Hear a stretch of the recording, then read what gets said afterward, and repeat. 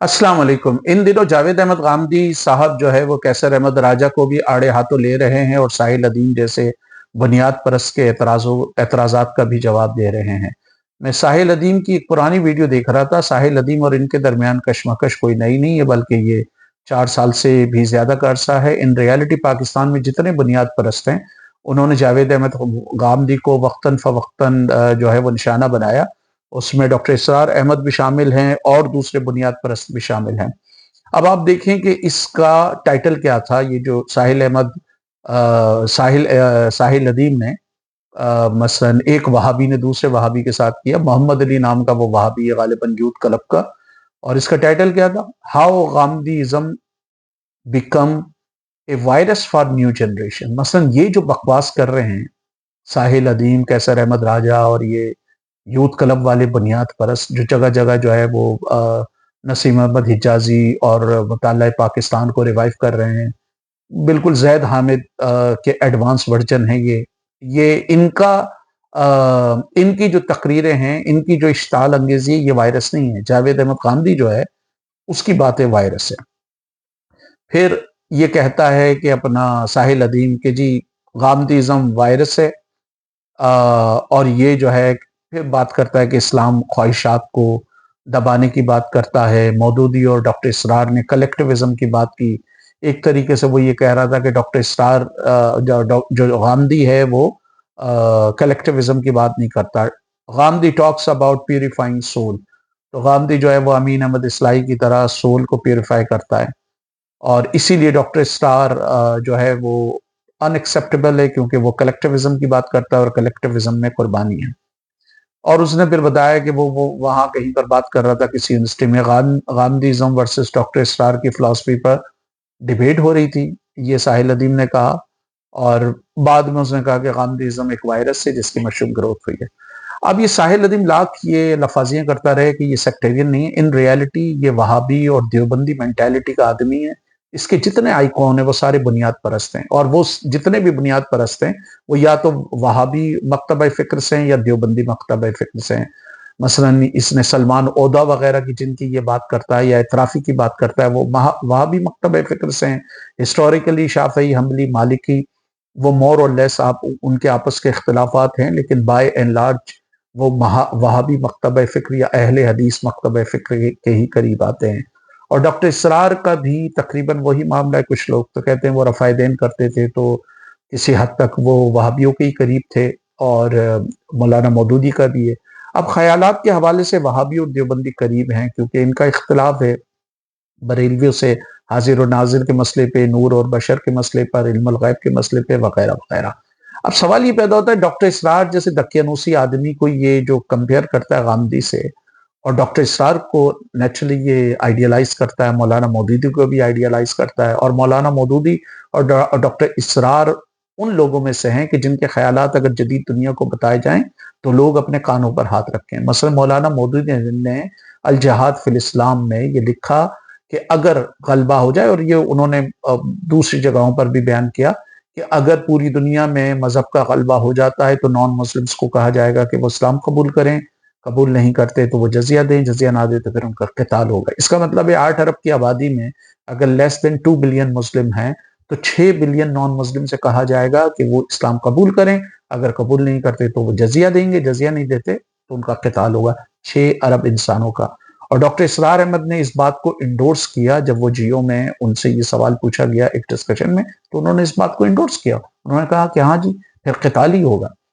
इसी तरह डॉक्टर इसरार वो आदमी है जिसने एक मीडिया फीमेल रिपोर्टर को उसके कपड़े को देखकर कहा मुशर्रफ के दौर में कि इस हरामजादी का मगरिब ने हुलिया बिगाड़ दिया है। और डॉक्टर इसरार इतने अपॉर्चुनिस्ट और साहिल अदीम की तरह मुनाफिक थे। जिस तरह साहिल अदीम मुनाफिक है, उसी तरह वो भी मुनाफिक थे। बड़ा ये मजहब का सारा लिबादा ओढ़ के घूम रहा होता है। हालांकि ये जिस कंसर्वेटिव मजहब की तशरीह को सब्सक्राइब करता है, शाफई, मालिकी, हनफी, उसके तहत अगर ये अफगानिस्तान चला जाए, इसको जूते मार के वो निकालें, इसके बाल काटें, इसको गंजा करें, बिल्कुल इसी तरह, क्योंकि उनके लिए वो शरीयत का मामला दूसरा है। और जिस तरह के ये लिबास के दारुल उलूम अमजदिया से लेकर, जिस तरह की ब्रांडेड और चुस्त लिबास पहनता है दारुल उलूम अमजदिया से लेके जामिया अशरफिया, और जामिया अशरफिया से लेके हक्कानिया अकोड़ा हटक तक, کوئی بھی اس کے ڈریس کو جو ہے وہ اسلامی یا کنسرویٹو نہیں کہے گا۔ اب ایک تو یہ میں نے آپ کو بتایا، دوسرا ڈاکٹر اسرار اور مولانا مودودی دونوں کے جو خیالات تھے بہت سارے معاملات میں انتہائی دقیانوسی تھے۔ مثلا ڈاکٹر اسرار بھی عورت کو ٹوپی والے برقعے میں بند کرنا چاہتے تھے اور مولانا مودودی نے بھی بند کیا، اور ساحل ادیم بھی کہہ چکا ہے۔ اب ساحل ادیم نے اس حوالے سے منافقت کا مظاہرہ کیا ہے، 2 ویڈیو اس کی ایسی ہیں جس میں ایک میں یہ کہتا ہے کہ عورت کا چہرہ فتنہ ہے، تو وہیں سے چہرے سے ساری چیزیں شروع ہوتی ہیں، یہ مولانا مودودی والی لائن ہے اور ڈاکٹر اسرار کی بھی لائن ہے۔ دوسرے میں اس نے کہا کہ ہاں جی چہرہ پہلا پوائنٹ آف انٹریکشن ہوتا ہے، اگین یہ مولانا مودودی کی لائن ہے جو انہوں نے پردہ میں لکھی کہ اگر وہ عورت کا چہرہ آپ دیکھیں گے تو وہ جنسی تحریک ہوگی۔ اب سوال یہ پیدا ہوتا ہے کہ کیا جنسی تحریک خالی عورت میں ہے، مرد میں نہیں ہے؟ تو اگر مرد کا چہرہ کھلا ہوا ہے تو کیا عورت کو جنسی تحریک نہیں ہوگی؟ تو پھر اس حوالے سے مودودی کی لاجک کے مطابق، ڈاکٹر اسرار کی لاجک کے مطابق اور کیسے اس کی ساحل ادیم کی لاجک کے مطابق ان کو بھی ٹوپی والا برقع اوڑھنا چاہیے۔ اب عورت کا چہرہ فتنہ ہے، لیکن ساحل ادیم اتنا منافق آدمی ہے، جب یہ ٹی وی پر اینکر کے ساتھ بیٹھے گا، فیمیل اینکر کے ساتھ، تو اس وقت چہرہ منافق نہیں ہوگا۔ ماریا 20 کے ساتھ بیٹھے گی، کہہ لگائے گی، ٹھاٹے مارے گی، اس وقت اس کا چہرہ نہ جو ہے وہ فتنہ ہوگا اور نہ ساحل ادیم کے لیے کوئی محرم یا نہ محرم کا کوشچن ہوگا۔ تو اپنے لیے اگر اس کو چست کپڑے پہننا ہے، بال لمبے رکھنے ہیں، گھڑی اپنی دکھانی ہے، سینہ کھول کے جانا ہے، تو اس کے لیے کنسرویٹو اسلام نہیں ہے۔ اور جب خواتین کے حقوق کی بات آئے گی تو وہ اس کا کنسرویٹو اسلام آ جائے گا۔ یہی بات جو ہے وہ بچیوں کی شادی کے حوالے سے، اس میں 4 سال کی بچیوں کا نکاح کی بات کی ساحل ادیم نے، یا فرسٹ پیورٹی پہ، فرسٹ مینسس سے پہلے اس نے شادی کی بات کی جو سمر ٹی وی پہ، یہی اپروچ مولانا مودودی رس کیا۔ اچھا، مولانا مودودی کی جماعت اور ڈاکٹر اسرار دونوں نے جو ہے وہ جہاد کے نعرے لگائے۔ مولانا مودودی کے حوالے سے اختلاف ہے، اسپیشلی جو کشمیر کا پہلا جہاد ہوا اس کو انہوں نے غلط قرار دیا 1948 کا، ان کا کہنا تھا کہ ریاست اناؤنس کرتی، لیکن بہرحال ان کی جماعت نے یہ جو جہاد کے نام پر دہشت گردی شروع کی وہ سب سے پہلے وہ تھی۔ لیکن جس طرح ڈاکٹر اسرار نے افغانستان کے جہاد کو عظیم جہاد قرار دیا، ماشاءاللہ ان کے اچھے خاصے بیٹے تھے، ایک بھی بیٹا ان کا جہاد میں نہیں گیا۔ جماعت اسلامی کے بھی بڑے رہنماؤں میں سے کوئی بھی جہاد میں نہیں گیا۔ ساحل ادیم کا بھی وہی ڈرامہ ہے کہ جہاد، پوری دنیا پہ غلبہ، پوری دنیا پر سیاسی طاقت حاصل کرنا، اور اس کی بھی صورتحال یہ ہے کہ وہ اس نے اور اس کے رشتہ داروں نے کینیڈین، امریکن اور ساری طرح کی نیشنلٹی لی ہوئی، اور یہ یہاں پر جو ہے وہ بھڑک بازی کرتا ہے۔ ماضی میں یہی کام افغانستان میں بنیاد پرستوں نے کیا، مجاہدین لیڈر نے کیا، جنہوں نے اپنی فیملیوں کو پیرس میں، لندن میں، نیو یارک میں ادھر ادھر سیٹل کیا، اور افغانستان کے غریب بچوں کو جو ہے وہ جہاد کے نام پر قتل و غارت گری کے بازار میں جو ہے وہ پھینک دیا۔ اسی طرح ماضی میں جماعت اسلامی کے لوگوں نے یہ کیا کہ غریب پختون نوجوانوں کو اکسا کر ان کے بچوں کو جو ہے وہ جہاد پہ بھیجا، اور جماعت اسلامی کے کئی مرکزی رہنماؤں کے بچوں سمیت کئی لوگ جو ہے مغرب میں اعلیٰ تعلیم حاصل کرتے رہے، اور غریب کا بچہ اسپیشلی پختون علاقوں سے بچوں کو جو ہے نا ورغلا کے انہوں نے جہاد پر بھیجا۔ تو غامدی نے کم از کم، آپ اختلاف رکھ سکتے ہیں، لیکن غامدی نے کم از کم لوگوں کی زندگیوں کو برباد نہیں کیا، اس نے کم از کم نوجوانوں کو بہکا کر جو ہے جہاد پر نہیں بھیجا، اس نے کم از کم نوجوانوں کو دہشت گرد نہیں بنایا، اس نے کم از کم ایسا راستہ ہموار نہیں کیا کہ پاکستان میں ٹی ٹی پی کے دہشت گرد پیدا ہوں اور وہ پھر مذہب کے نام پر مسجدوں پر، امام بارگاہوں پر، اور جو ہے وہ عیدگاہوں پر، جلسوں پر، جلوسوں پر حملے کر کے جو ہے وہ انسانوں کو قتل کریں اور ان کا خون بہائیں۔ غامدی نے اسی حوالے سے، بہت سارے حوالے سے جو لائن دی وہ بڑی رواداری کی دی۔ مثلا مرتد کے حوالے سے جو بات ہے، غامدی کا نقطہ نظر اس میں بہت بہتر ہے۔ مذہبی رواداری کے حوالے سے جو بات ہے، غامدی کا نقطہ نظر اس میں بہت بہتر ہے۔ بالکل اسی طرح جہاد کے حوالے سے جو جذباتیت ہے، غامدی کا نقطہ نظر اس میں نسبتاً بہتر ہے۔ غامدی صاحب کے اور بہت سے مثلا سرمایہ داری پر جو ان کا نقطہ نظر ہے، فلسطین پہ جو ان کا نقطہ نظر ہے، مجھے اس سے اختلاف ہے، لیکن بہت سارے معاملات میں یہ بہرحال ضرور ہے کہ غامدی نے کم از کم کسی پر کبھی کفر کا فتویٰ نہیں لگایا، کسی کی تکفیریت نہیں کی، کسی کو مرنے مارنے کا وہ نہیں کہا۔ ڈاکٹر اسرار جو غامدی کے حوالے سے بڑے نیگیٹو نقطہ نظر رکھتے تھے، غامدی صاحب کی میں نے ایک ویڈیو دیکھی، وہ ان کے لیے بھی مثلا سافٹ کارنر رکھتے ہیں، ان کے لیے بھی انہوں نے اچھے الفاظ ادا کیے۔ تو ساحل ادیم جیسے تلنگوں کا کام ہے، کیونکہ یہ علمی ڈیبیٹ میں تو غامدی کو نہیں ہرا سکتے، اس لیے غامدی کو انہوں نے جو ہے وائرس قرار دے دیا۔ اب ساحل ادیم کے جو نظریاتی باپ دادے تھے، جو ساحل ادیم نہیں بتاتے، غامدی نے کم از کم مغرب کی جو ہے وہ ان کے ساحل ادیم کے نظریاتی باپ دادوں کے برعکس غامدی نے کولڈ وار میں کسی سامراجی ملک کی کوئی دلالی نہیں کی۔ غامدی اس وقت وارن کر رہا تھا، اور بہت سارے ولی خان وغیرہ بھی وارن کر رہے تھے۔ انہوں نے ڈاکٹر اسرار احمد نے افغانستان کے جہاد کو عظیم جہاد قرار دیا۔ جس طرح آج ساحل ادیم مختلف معاملات پہ جھوٹ بولتا ہے، مذہب کا سہارا لیتا ہے، بڑی معذرت کے ساتھ ڈاکٹر اسرار احمد نے بھی یہ کام کیا۔ انہوں نے افغانستان میں 79 میں جب یہ فساد شروع ہوا تو اس کو عظیم جہاد قرار دیا، جبکہ برزنسکی کا ریکارڈ پہ اسٹیٹمنٹ ہے کہ اس نے کہا کہ ہم نے افغان مجاہدین کو 6 مہینے پہلے ہی ٹریننگ دینا شروع کر دی تھی، تاکہ سوویت یونین کو یہ لگے کہ ہم افغانستان میں کچھ کرنے جا رہے ہیں اور وہ اپنی وہاں فوجیں بھیجے اور پھر ہم ویتنام کا بدلہ لیں۔ اور اس نے لکھا کہ جب وہ روسی فوجیں وہاں پہ داخل ہوئیں تو میں نے پریزیڈنٹ کو فون کر کے کہا کہ اب ہماری باری ہے کہ ویتنام کا ہم بدلہ لیں۔ اور یہ خالی برزنسکی نہیں کہہ رہا، CIA کے بہت سارے آفیشلز اس پر لکھ بھی چکے ہیں، اس پر بہت سارے ڈاکیومنٹس بھی ہیں جو آپ کو مل سکتے ہیں۔ اب تو پاکستان کے جرنیل یہ کہہ رہے ہیں، پاکستان کا وزیر دفاع کئی دفعہ یہ کہہ چکا ہے، پاکستان کے اور دوسرے پولیٹیشین یہ کہہ چکے ہیں، محمد بن سلمان اور سعودی آفیشلز یہ کہہ چکے ہیں کہ انہوں نے امریکہ کے کہنے پہ بڑے پیمانے پہ مدارس کھولے۔ برطانوی پارلیمنٹ کا یورپی پارلیمنٹ کا جو برطانوی ممبر تھا سجاد کریم، اس نے اپنی کئی اسپیچز میں کہا کہ برٹش انٹیلیجنس ایجنسیاں جو ہے ہمیں آگے جہاد کا درس دیتی تھی۔ ان نام نہاد مجاہدین کو جو ہے وہ پریزیڈنٹ ریگن جو ہے وہ وائٹ ہاؤس میں گریٹ کر رہا تھا، اور ڈاکٹر اسرار احمد جو ہے وہ اس جہاد کو عظیم جہاد قرار دے رہے تھے۔ تو ایک تو ساحل ادیم کی طرح یہ جھوٹ جو ڈاکٹر اسرار نے کہا، دوسرا یہ کہ ساحل ادیم کی طرح ڈاکٹر اسرار نے بھی طاقتور لوگوں کے سامنے ہمیشہ جو ہے وہ کاسالیسی ہی کی۔ وہ جنرل ضیاء جیسے جابر اور عامر حکمراں کی شورا میں بیٹھے، اور پھر اس کے دور میں PTV پہ پوری طرح برا جمان ہوئے۔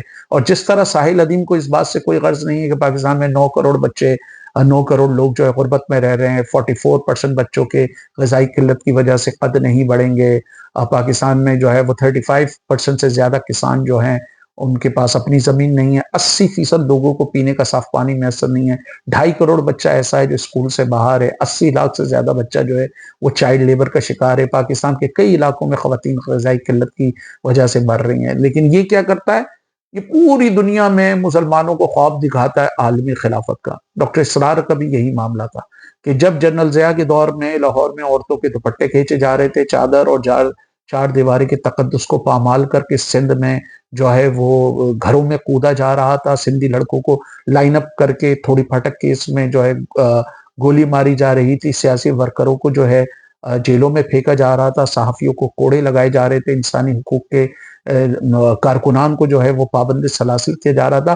اس وقت ڈاکٹر اسرار احمد کا سب سے اہم مسئلہ یہ تھا کہ عمران خان یہ جو گیند رگڑتا ہے یہ بہت بڑی بے حیائی ہے اور لائیو میچ نہیں دکھانے چاہیے۔ ساحل ادیم کا بھی یہی معاملہ ہے، ہم چھوٹو گینگ کو ختم نہیں کر سکتے، ہم کنکوٹ، کچمور اور جیک آباد اور مختلف علاقوں میں ڈاکوؤں کو ختم نہیں کر سکتے، 2 علاقوں میں انسرجنسی ہے، اور یہ زید حامد کی طرح، ڈاکٹر اسرار کی طرح، مولانا مودودی کی طرح، جماعت اسلامی کی طرح پوری دنیا پہ غلبہ کرنے کی بات کر رہا ہے۔